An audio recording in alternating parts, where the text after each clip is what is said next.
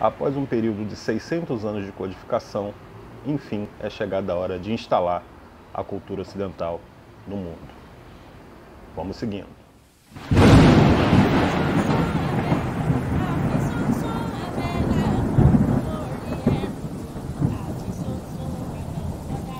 Ifá não é para todo mundo. Ifá é para todo aquele que precisa dele e enquanto precisa dele. Aboru Aboye, ao Zebome e ao Zaburu, de Ifá, de Ami, de Egum e de Orixá. Oromilá Jana Ifá Olokun Asorodayo Eleripim Okitibiriti Umpa Ojo Ikuda Oromilá Direloni 1422 anos. Agora, 2022, nos movimentos políticos aí, né, essa ideia do conservadorismo, né, muito falado hoje em dia, tá, dentro do processo político partidário, né, do cristão, né, Deus, essa coisa toda, mostra que a cultura ocidental, o processo de instalação dela ainda não está completo. Tá? Depois de 600 anos de codificação, começa-se o processo de instalação, né, que perdura, né, até os dias atuais. Tá? Mas vamos voltar para o passado. Tá? Não é difícil, não é nada difícil, tá, entender esse processo de instalação, que ainda, né, tenha o viés religioso, do amor, né, da paz, essa história toda que a gente já conhece. A força, né, tenha sido usada, né, para a conversão, né, dos novos grupos, ok? Ou daqueles não romanos, ok? Nesse processo, tá, de instalação, a gente tem que dar voltar um pouquinho, né, no processo de codificação e observar que o romano, né, ele pega, tá, ou torna o cristianismo, né, o braço religioso do império, tá, mas vai modelando isso, né, conforme a conveniência deles, tá, fazendo aquelas alterações mencionadas aí. E ele faz isso porque é o Império Romano, né? Era a potência, tá? Da época. Tá? Tinha um poder bélico grande. Tá? Então a coisa funcionava da seguinte maneira: olha, eu vou dar o papo, né? A situação agora é essa, né? E aquele que se opunha, né, a essa nova situação, efetivamente, né, era eliminado. Né? 1, 2, meia dúzia, tá? Eram eliminados pelo medo, né, os outros aderissem ali à nova doutrina religiosa. E isso não foi diferente, tá? Fora, né, do Império Romano ou da Europa como nós conhecemos hoje. Tá? Com um aspecto muito importante, e é aqui que a coisa começa a tomar forma para você. Né? Quando eu afirmo lá, no início, né, de que muito do que você acredita ou pratica hoje não materializa. Tá? Porque são visões de mundo. Tá? O romano já tinha uma visão de mundo, né? Pegou a visão de mundo dos hebreus, transformou ali a sua conveniência, né? Criou uma terceira coisa e começou a vender essa coisa pelo mundo. Né? E quando esses indivíduos, né, já é Europa, tá? Chegam na África, chegam nas Américas, né, na Oceania, né, não tem sucesso, tá, na Ásia, tá? A Rússia, sobretudo, tá? Você tem um monte, a história tem um monte de conquistadores que ficaram travados ali na Rússia, né? A igreja depois entra lá de uma maneira mais, como eu vou dizer, mais negociada, né? Que pela força não foi, tá? Então você tem a igreja na Rússia, mas a inserção da igreja católica na Rússia foi um negócio assim mais tranquilo, né? Vamos conversar aqui, né? Aqui tem café no bule, tá? Mas nas demais regiões, né, você tem ali o uso da força efetiva, tá? E a partir de agora, né, doravante, a gente já está falando de Igreja Católica Apostólica Romana efetivamente, né? Não à toa o estandarte, né, dos exércitos romanos, a partir dessa adoção do cristianismo como braço religioso, né, do Império, passam a ser os crucifixos, né? Então eles vão chegando nesses lugares, né, com a ideia do ecumenismo. Você tem hoje esse termo aí ainda, né, vigorando. Então aqueles que eram intelectualmente mais suscetíveis entravam no papo, tá de boa, tá? Se tornou cristão, essa história toda, vamos lá. Os mais ortodoxos, né, das próprias culturas se opunham àquilo e via de regra pagavam com a vida, tá? E à medida que eles iam tomando, né, territórios, tá, eles iam estudando, tá, estudando de maneira até muito superficial, acredito, tá?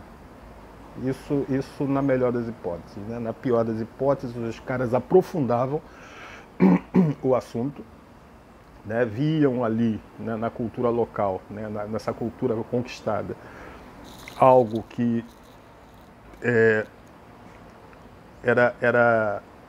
se opunha, né, ou sobrepujava, né, algum aspecto intelectual deles. Então, para não ficar feio, né, olha só, o deles é melhor, mas vamos ficar com o nosso mesmo, senão daqui a pouco fica feio, né? A gente está mudando toda hora, né? Assim como fizeram, né, com a própria cultura judaica. E nesse momento você entende por que Exu, né, vira sinônimo do diabo católico, né? Você entende por que Egum vira sinônimo de alma penada, Yamin se torna sinônimo da bruxa europeia, né? E Orixá, né, meio que se transforma em santo católico, tá? São essas reinterpretações e ressignificações que fazem isso, né? Ou seja, eles tiram efetivamente a essência das coisas, né, de como elas são, e colocam a visão deles, né? E se você observar, a visão deles, elas sempre se sobrepõem, né, à cultura conquistada, tá? O lugar de conquista deles. Não é difícil entender esse processo, tá? Não é difícil entender esse processo definitivamente, né? O resultado disso, tá, é essa ideia do quanto mais melhor, tá? Porque uma coisa, tá, é você fingir, né, que adotou aquela cultura, tá? Afinal de contas você está lidando com um inimigo forte, né? Então você finge que aceita aquela cultura, né? Mas ali ali no bastidor você continua praticando aquilo que é tradicional. Isso é uma coisa, né? Outra coisa é você entender que você tem como colocar essas visões de mundo, tá? Tudo no mesmo balaio, tudo no mesmo pacote, e achar que aquilo ali tudo faz sentido, né? E não faz, né? Visão de mundo, como tudo no mundo, né, tem seus prós, seus contras, seus acertos e seus erros, tá? Então não tem, né, esse povo que tem uma visão de mundo assim, ó, exata, né? Porque via de regra a visão de mundo, tá? Ela obedece ali à geografia do lugar, né? A partir da fauna e da flora, tá? A ideia de conceber uma ideia de mundo, né, tem esse núcleo, tá? E como fauna e flora, né, elas são divergentes, tá? Em determinados territórios, né, ou em cada território, a visão de mundo, consequentemente, vai ser diferente também. Tá? Então, essa ideia de, olha só, vamos botar tudo no mesmo balaio que vai funcionar, como funciona nas Américas, tá? É complicado. Tá? E aqui eu preciso fazer um adendo das Américas, né? Da América Central para a América do Sul. Né? A América do Norte ela não sofre muito com esse processo, porque a América do Norte, ela como colônia inglesa, eu penso que o termo colônia inglesa é até inapropriado. Tá? Os ingleses que foram para lá foram com a intenção de instalar, né, uma nova Inglaterra, por assim dizer. Tá? Eles tinham lá, são dissidentes, né, lá do Reino Unido, né, não concordavam com um monte de coisas e migraram para lá com a intenção de criar a terra. E essa intenção fez o diferencial, né, daquele povo, né, completamente diferente da América Central para baixo, né, onde aí sim colônias, né, foram estabelecidas, né, pelos europeus. Tá? Então da América Central para baixo, né, nós temos aí essa ideia, né, de vamos botar tudo no mesmo balaio, tudo é santo, todo caminho leva a Deus, né, e que causa esse monte de problemas conceituais, tá? Que a gente não pode esquecer de um detalhe importante, né? Tudo nasce na cabeça, tudo é ideia, tudo parte de um princípio, de um conceito, tá? Inicial. E quando você pega conceitos completamente divergentes um do outro e tenta encaixar uma coisa na outra, né, isso não pode dar bom de jeito nenhum, né? Vou te dar alguns exemplos aí. O pessoal que está acompanhando o canal aí já há algum tempo, já teve acesso a todos os vídeos, né? Tem lá o vídeo, né, o perigo do sincretismo, onde eu falo da questão dos limites, né? Ou seja, tudo posso naquele que me fortalece, tá? Ali você já tem um problema, né? Porque originalmente é tudo pode aquele que me fortalece, não é tudo posso naquele que me fortalece, né? Eu apresento o princípio do Ewo, da Kizila, etc, né? E deixo especificado ali, né? Fica claro ali, fica evidenciado ali, né? Que essa ideia de que você pode tudo naquele que te fortalece, né? É um equívoco no mínimo. Uma outra coisa, né? Eu até submeti essa questão aí a alguns evangélicos, perguntando da história de fazer o bem sem olhar a quem. Olha, 4 evangélicos, né, 4 me deram fontes diferentes, né, da possível origem disso, né, mas todos foram unânimes, tá? Essa expressão, né, essa sentença, né, fazer o bem sem olhar a quem, ela não está contida nas Escrituras. Tá? O que você tem lá, né, é uma referência a fazer o bem sempre. Tá? É, e aí você já começa a ver que você tem um problema da aculturação da aculturação, né? Porque fazer o bem sempre, ou a recomendação de fazer o bem sempre, né, não é definitivamente sinônimo de fazer o bem incondicionalmente. Tá? Faça o bem sempre, né? Mas não está escrito incondicionalmente. Né? Porque esse negócio de fazer o bem sem olhar a quem, né? Isso assim isso é um perigo assim sem precedente.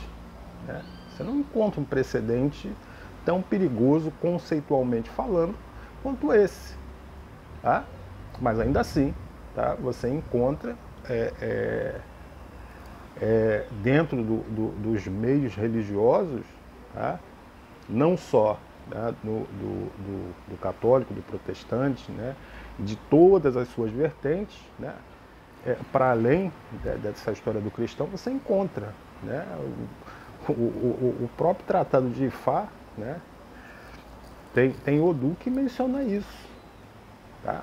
Obviamente uma inserção, né, infeliz, né? O indivíduo que inseriu essa premissa nesse Odu, né, ele foi completamente infeliz, né, em colocar isso lá. Tá? Porque